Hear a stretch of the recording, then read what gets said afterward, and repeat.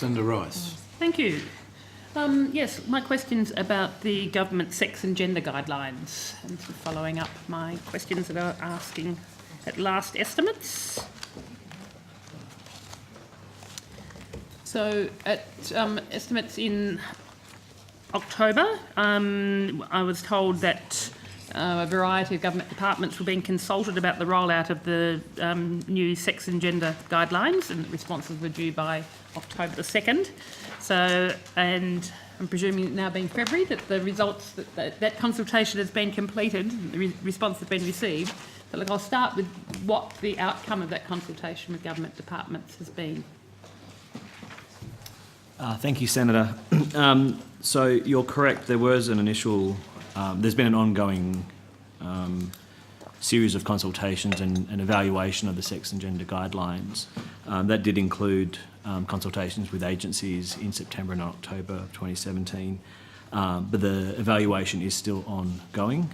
There's several limbs to it, including further consultations with departments and agencies in January of this year, following on from the original consultations. And so the evaluation is not yet complete. I do have some high-level insights from the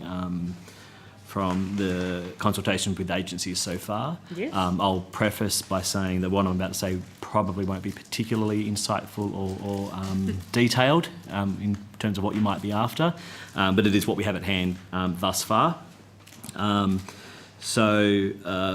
Responses from departments and agencies are creating a baseline for information to assess the implementation of the guidelines, which is the purpose of the evaluation that we're undertaking. All agencies have processes to attempt internal resolution of conflicts. However, the complexity of some issues may require a case-by-case approach. Diversity training, including with respect to gender, is widespread across government departments and agencies. The department, that's the Attorney General's Department, has shared examples of best practice with other departments and agencies learnt from the surveys. For example, the department has circulated gender affirmation plans developed by the Department of Human Services. On the basis of the responses received, implementation of the guidelines by departments and agencies is an iterative process with progressive change taking place. All agencies have reported reviewing their legislation, regulations and policies for consistency with the guidelines. All agencies reported that they collect and record female, male and X data in sex and/or gender fields in forms, templates and systems. Agencies report that they collect gender information predominantly for identity and statistical purposes and eligibility for services and benefits. And security of personal records is assured using a range of factors, including identity, authentication and verification, record access, audit logs and relevant training.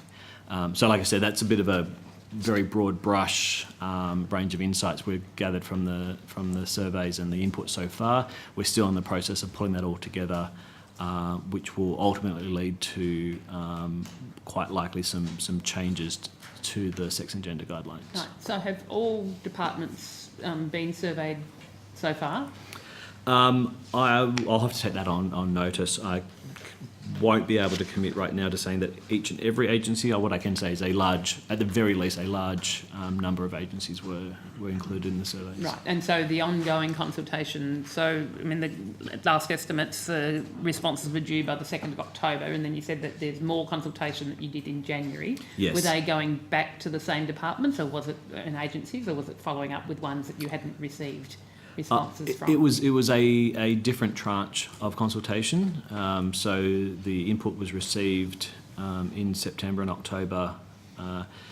That fed into further evaluation happening in-house within our department.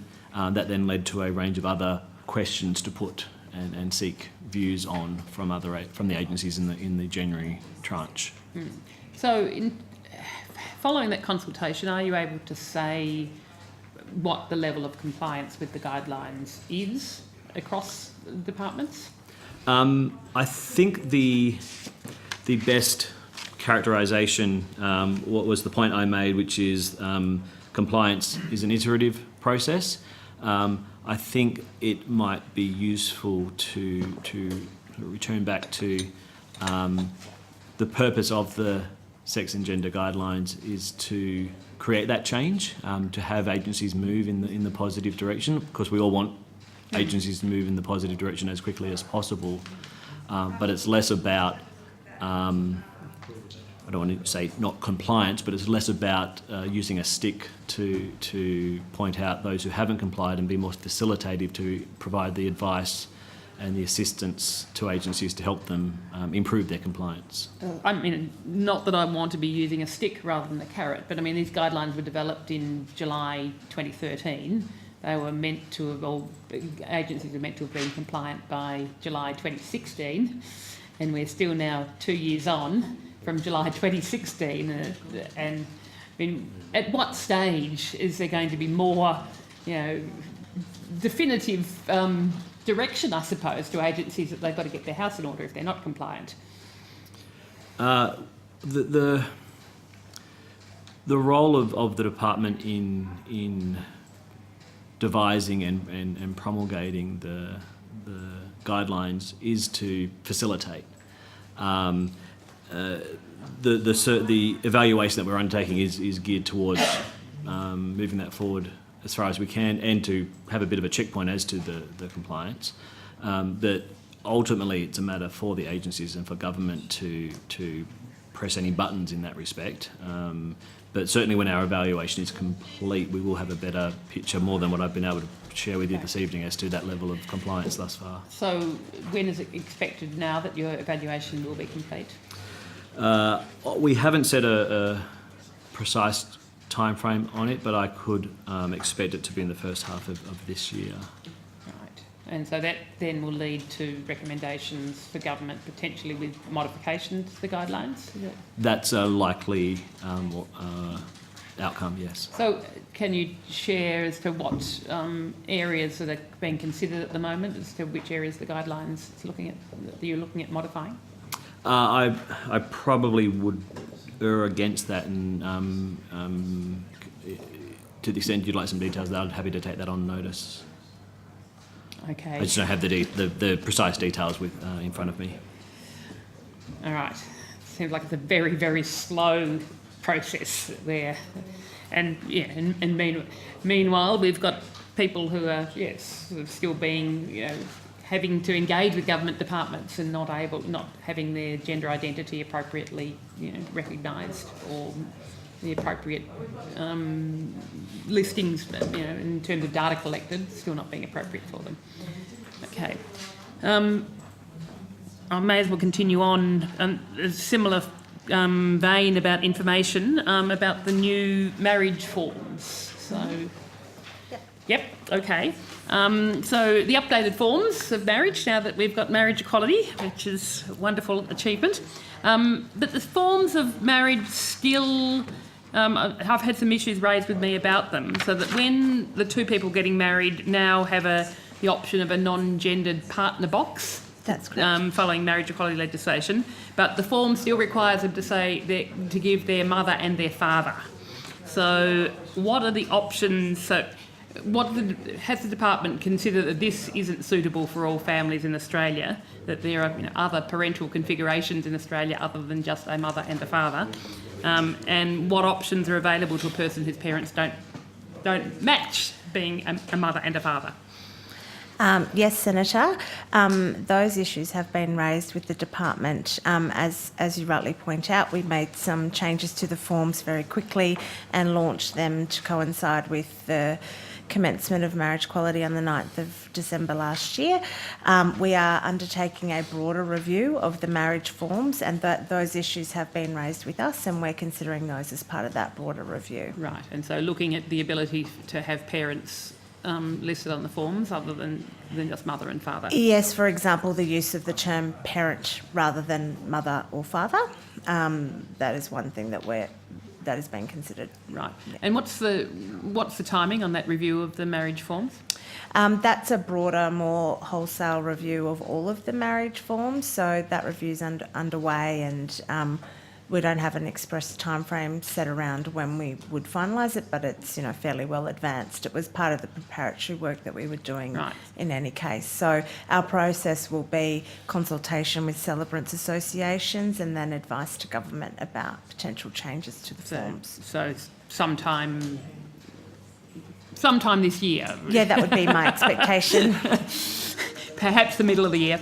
And the other item that's been raised with me is that item 4 on the form requires the marrying people to identify their sex, and have the implications for transgendered people been taken into consideration, looking at gender rather than sex. Yes, Senator. That issue has also been raised with us. So that item was retained because the Australian Bureau of Statistics collects data based on the sex and age of the parties to every marriage in Australia. But we and the department are having continuing discussions with the ABS about the collection of data more generally, and that is feeding into the review of the forms as well.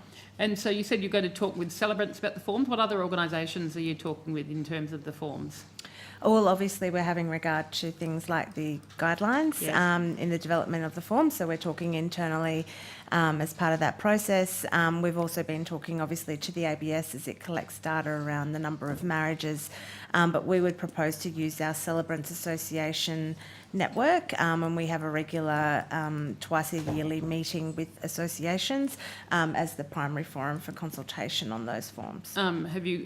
Have you consulted with, or would you consider consulting with the various LGBTI peak organisations?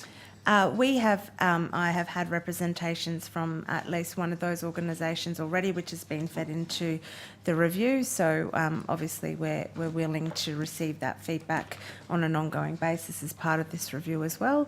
And in terms of consultation in a more meaningful sense, that would require a decision of government about the actual consultation and who we could consult with. More Right. wholesome. Yes. So if an organisation wanted to have input into, to give you their views about these forms, now would be a good time to do it? Yes. Yep. And some of them already are. Yeah. Right, okay. Thank you. Thanks, Chair. Okay, thanks.